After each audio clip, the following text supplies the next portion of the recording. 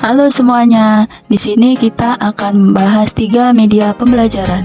Sebelum kita memasuki materi, kita terlebih dahulu membahas pengertian media pembelajaran. Media pembelajaran adalah alat, materi, atau media yang digunakan untuk memfasilitasi proses pembelajaran. Media ini dapat membantu siswa atau peserta didik untuk memahami dan menguasai materi pelajaran. Media pembelajaran dapat diartikan sebagai sarana yang digunakan guru untuk menyampaikan suatu materi. Selanjutnya kita masuk ke pembahasan. Yang pertama yaitu media visual.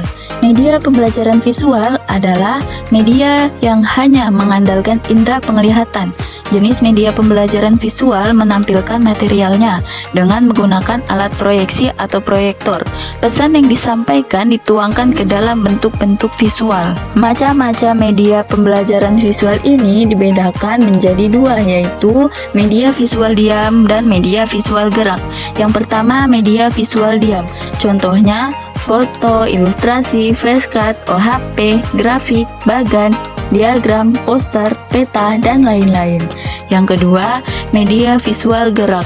Contohnya berupa gambar-gambar proyeksi bergerak seperti film TV, film bisu, gambar bersuara, dan lain sebagainya. Selanjutnya yakni ada beberapa keunggulan dari media visual. Yang pertama, konkret. Media visual dapat menggambarkan objek atau benda yang terlalu besar, terlalu kecil, terlalu jauh, atau terlalu dekat untuk ditampilkan secara langsung di dalam kelas. Yang kedua, lebih realistis. Melalui media visual, pembelajaran dapat disajikan dengan lebih realistis, sehingga siswa dapat memperoleh gambar yang jelas. Yang ketiga, dapat memperjelas suatu masalah. Dalam bidang-bidang tertentu, media visual dapat mengungkapkan suatu masalah dalam pelajaran agar tidak terlalu verbalistis. Yang keempat, lebih menarik. Media visual lebih menarik dan dapat menumbuhkan minat serta motivasi belajar siswa. Yang kelima, informasi lebih mudah dipahami. Banyak informasi yang dapat diserap atau dipahami dengan mudah dan baik melalui media visual. Yang keenam, pembelajaran lebih efisien. Dengan media visual, proses dan hasil belajar siswa dapat ditingkatkan. Waktu yang dibutuhkan untuk pembelajaran juga dapat dikurangi. Yang ketujuh, meningkatkan daya ingat. Media visual dapat meningkatkan dan mengarahkan atensi siswa sehingga dapat meningkatkan pemahaman dan daya ingat terhadap isi pelajaran. Selanjutnya saya akan membahas tentang media audiovisual. Apa sih itu media pembelajaran audiovisual? Media pembelajaran audiovisual merupakan media yang dapat menyajikan gambar bergerak, warna, dan disertai penjelasan berupa tulisan dan suara. Nah, penggunaan media audiovisual dalam proses pembelajaran merupakan salah satu perencanaan yang telah guru siapkan untuk membuat proses pembelajaran lebih menarik dan dapat memotivasi siswa dalam belajar. Media audiovisual ini juga media yang mengandung unsur suara, juga mengandung unsur gambar yang dapat dilihat seperti rekaman video, berbagai ukuran film, slide suara, dan lain sebagainya. Dalam pembelajaran PPKN, media audiovisual sangat penting untuk digunakan. Nah, contoh pembelajaran yang menggunakan media audiovisual dalam pembelajaran PPKN antara lain sebagai berikut. Yang pertama, video.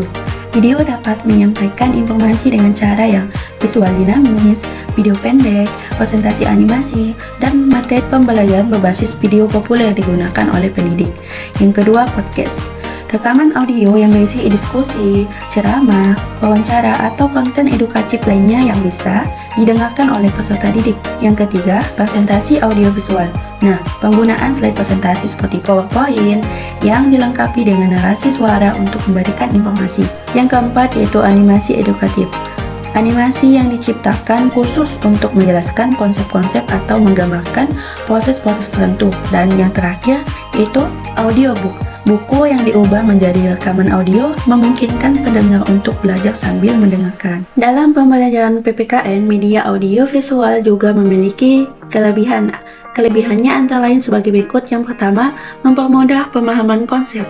Nah, video dan audio dapat menggambarkan konsep-konsep abstrak seperti nilai-nilai Pancasila atau prinsip-prinsip demokrasi dengan lebih jelas. Yang kedua, yaitu meningkatkan daya ingat. Penggunaan gambar, video, dan suara dapat membantu siswa mengingat informasi lebih baik daripada hanya menggunakan teks atau ceramah. Yang ketiga, meningkatkan keterlibatan siswa. Media audiovisual seringkali lebih menarik bagi siswa, sehingga dapat meningkatkan keterlibatan mereka dalam pembelajaran. Yang keempat, menyajikan konten yang beragam. Dengan media audiovisual, guru dapat menyajikan konten dalam berbagai format seperti film, animasi, dokumenter, dan wawancara yang dapat memperkaya pengalaman belajar siswa. Yang kelima, mendorong kreativitas.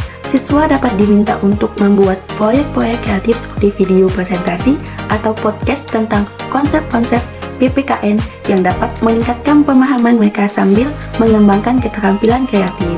Gaya belajar kinestetik adalah proses pembelajaran yang mengandalkan sentuhan atau rasa untuk menerima informasi dan pengetahuan. Model pembelajaran kinestetik ini merupakan model pembelajaran yang mengoptimalkan 3 gaya belajar yang berupa visual, auditori, dan kinestetik. Ketiga modalitas tersebut kemudian dikenal sebagai gaya belajar. Gaya belajar ini merupakan kombinasi dari bagaimana seseorang dapat menyerap, kemudian mengatur, serta mengelola informasi. Pembelajaran kinestetik dalam pembelajaran PPKN dapat diterapkan melalui berbagai aktivitas yang melibatkan gerakan fisik dan interaksi langsung. Berikut beberapa contohnya. Yang pertama, simulasi dan role playing. Melibatkan siswa dalam simulasi atau role playing untuk memahami nilai-nilai seperti kerjasama, empati, dan tanggung jawab. Yang kedua, game edukatif. Menggunakan permainan edukatif yang membutuhkan gerakan fisik. Yang ketiga,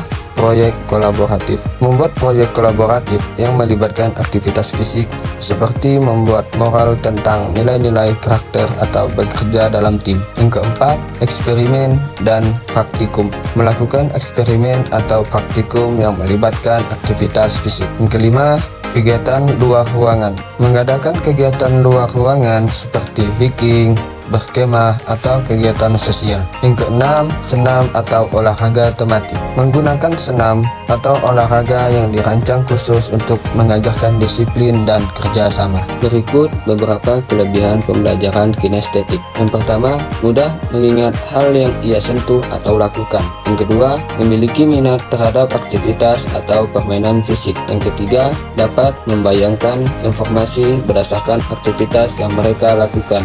Yang keempat, dapat mengikuti instruksi dengan baik. Yang kelima, unggul dalam bidang praktik karena selalu ingin mencoba langsung.